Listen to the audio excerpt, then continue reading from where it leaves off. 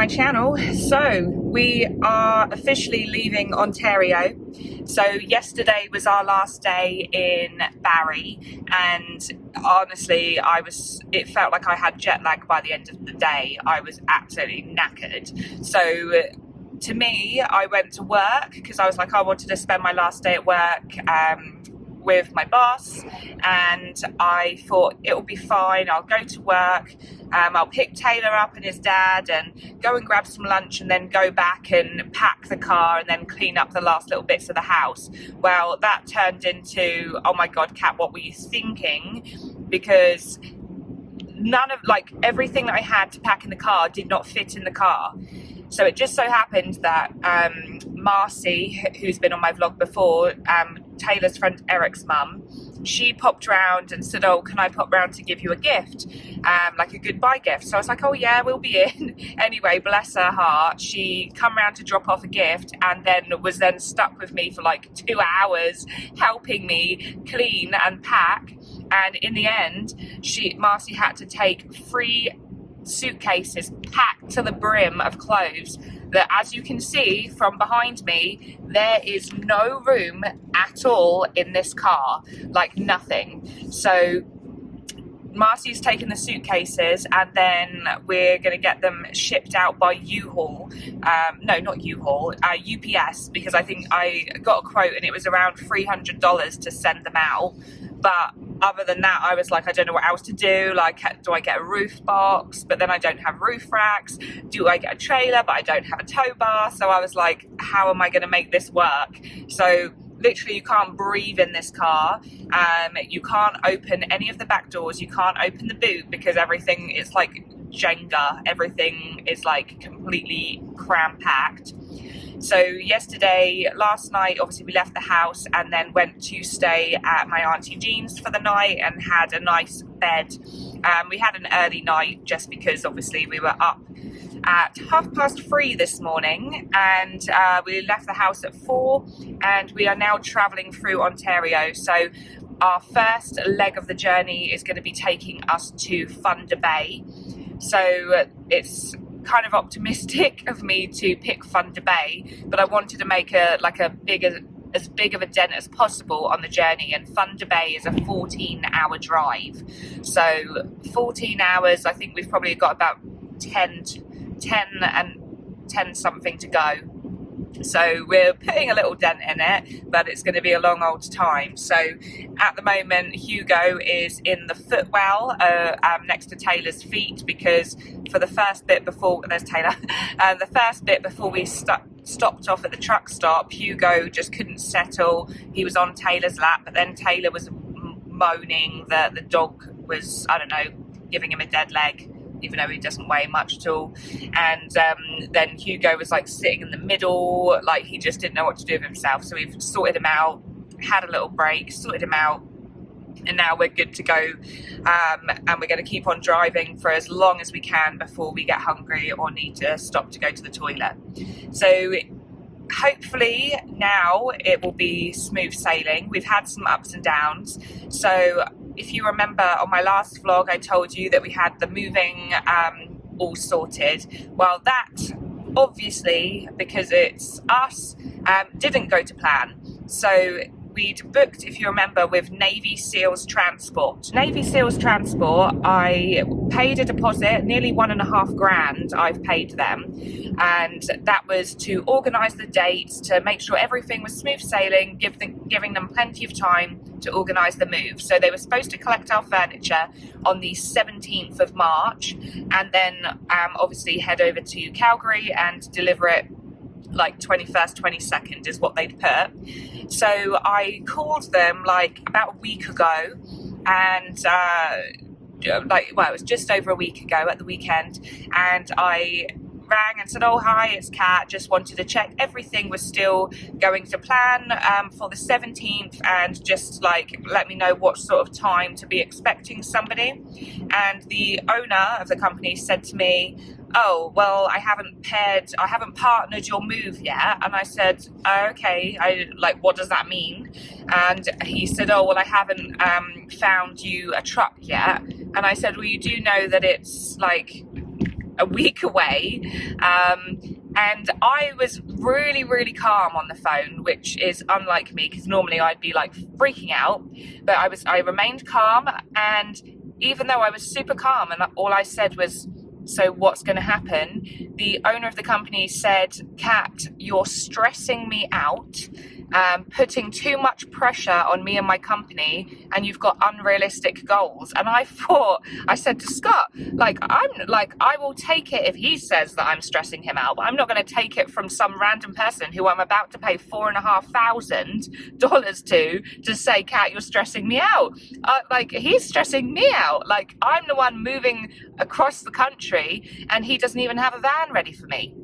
So then he started saying, "Oh, well, we might have to pick the furniture up a week later." And I said, "Well, that's not going to work, because we're not going to be there, and the landlord's already going to have taken the property back." So then anyway, he said that he was at the gym and he needed some me time, and that he would call me back on Monday. So as soon as that phone call ended, I was then panicking, because I thought, what am I going to do now? I was looking at all options. I was looking at renting a U-Haul truck and driving the truck, but then I was thinking, I've got my car. So then I was going to have to go and drive a U-Haul truck towing a trailer with my car on the back. And I just thought, like, it's one thing me trying to drive a blooming great truck, and then for me to be towing a trailer on the back, and I've never towed a trailer ever. I just thought, I can't do that. Like, I just don't have enough confidence. And Scott was saying, well, you could drive it up to meet me at Thunder Bay, and then I'll drive it the rest of the way. But I wasn't sure how the roads were going to be. The roads are actually really, really good. So most of the snow has melted now.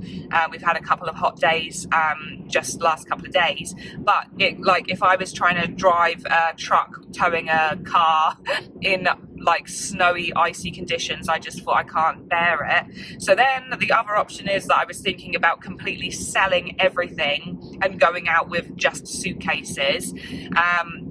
But then it would just be difficult at the other end, because we're going to arrive and we won't have any furniture, and it was all just a headache. Like, I didn't vlog about it at the time because I had so much going on in my head.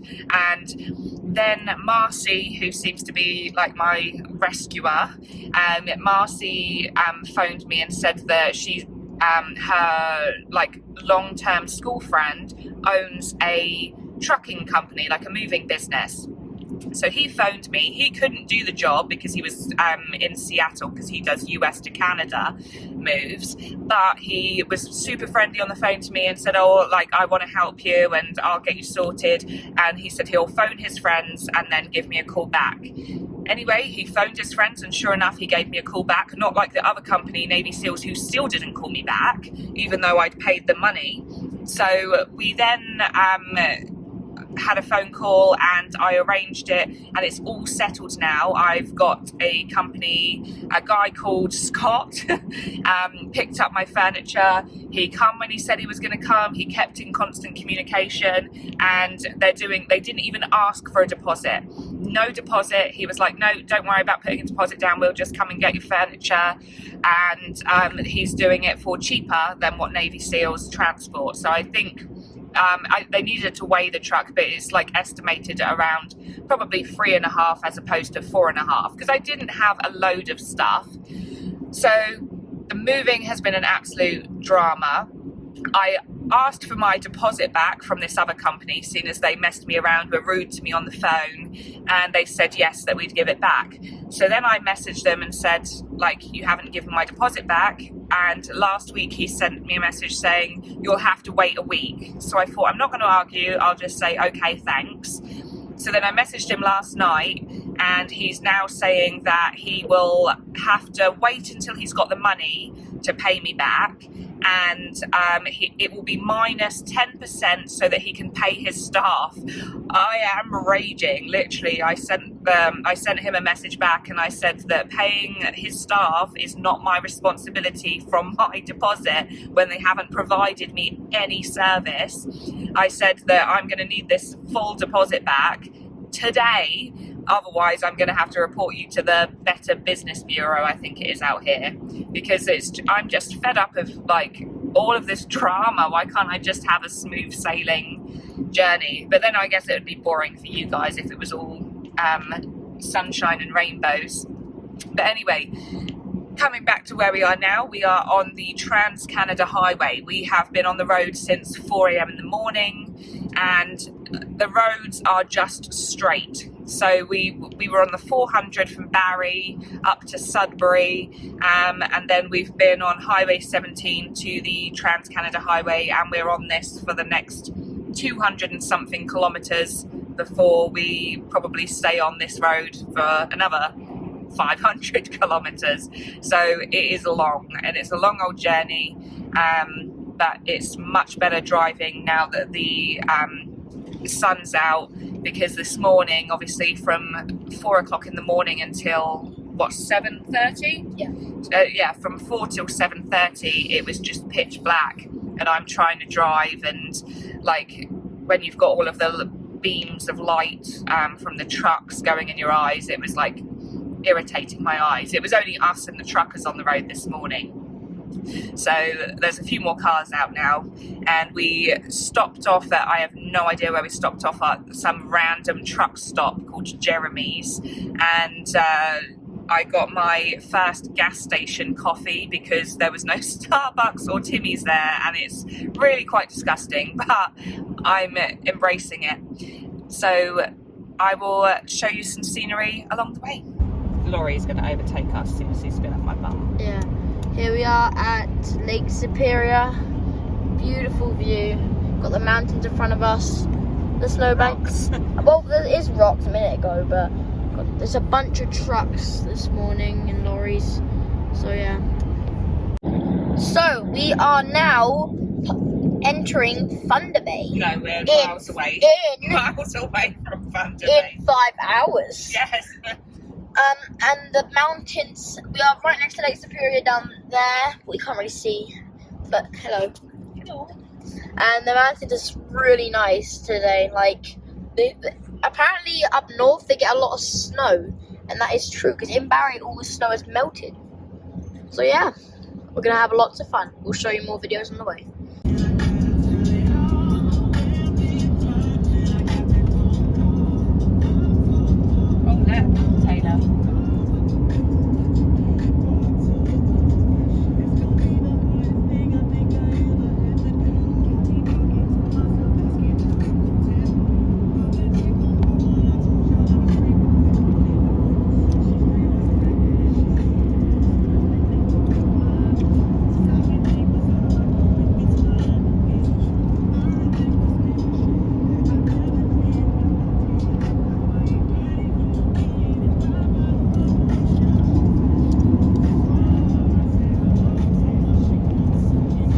Okay, I spy with my little eye something beginning with R. Is it inside or outside? Outside. Road? No. We're literally going past them. Or I can see a massive... Rocks? Yes. Good turn. Okay, I spy with my little eye something beginning with...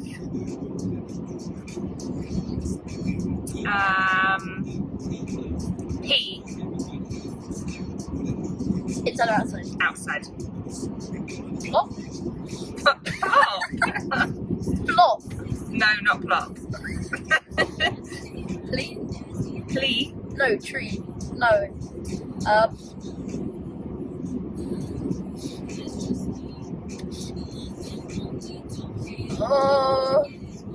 Anything? No. Pierogies? Pierogies? Where do you see any pierogies outside the car? On the Trans-Canada Highway with nothing on it. No, we literally just had to drive, I don't know. So if you're driving the Trans-Canada Highway, and if you're going from Ontario to Thunder Bay doing this trip, quite a lot of the trip is zero signal, which means that if you're like me and you have Google Maps, so that's how you're using to try and get you there, it doesn't work because there's no signal. So I don't know, like I haven't even looked into it. Maybe you can download the map before, like when you've got Wi-Fi, maybe you can download the map to your phone and then you can use it offline, because we were driving and luckily Taylor was here to calm me down when I was panicking that I didn't know where we were, and you can literally be in the middle of nowhere. Everywhere looks the same. It's like, there is a film that I've watched and I can't remember what it was called. It's not Wrong Turn, it's something else, and basically they're driving in a car and they're driving and then they kind of look and they're in the same place as they started. That's what it feels like, because this drive looks the same. It doesn't feel like we're getting any further at all, but we are. So we've only got 3.5 hours to go left. So I think we've been doing pretty well. It's just gone 3:30 in the afternoon, and we have been on the road for almost 12 hours. So we started at 4 o'clock this morning. Hugo has been good as gold, other than having a dodgy stomach like at the first stop that we went to, because he was a bit uneasy and didn't know what was going on. But now he's just settled and like sleeping the whole time. We've made a little bed for him in the footwell. So me and Taylor have been just playing I Spy. And we're going to carry on. He says we're going to carry on. Apparently we've got the next 3.5 hours of I Spy playing. But we've had some funny ones, haven't we, Taylor? Yes. So, your turn? No, I said that. Oh, my turn. Yeah, because like I said pierogies. I didn't. You said pierogies. Oh, yeah, you didn't finish it. What was it? It's outside. It's shiny. Oh. Oh, oh, it's shiny. Plorter. Plorter? Plorter. Well, that was very close. That was very close with plorter, but just not plorter. Water. Yes, but what is the water at the side of the road? Percy water? No, it's puddle. It's a puddle. Oh, why did I say that? Pierogies. Pierogies is not a pierogi, it's a puddle. Okay, I was close. You okay? Pierogi or puddle, whatever. I Spy with my little eye, something beginning with.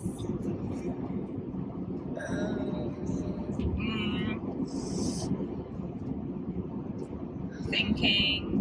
P. P? Yeah. Poundwich? That's my thing. Is it inside or outside? Inside. And it's right next to me. You'll never get it. Like, it's right here. Pepsi? No. It's somewhere in this area. Parking brake? No. I can just sit here and relax. Pennies? Yes! Oh, yes. I was just about to relax. Okay,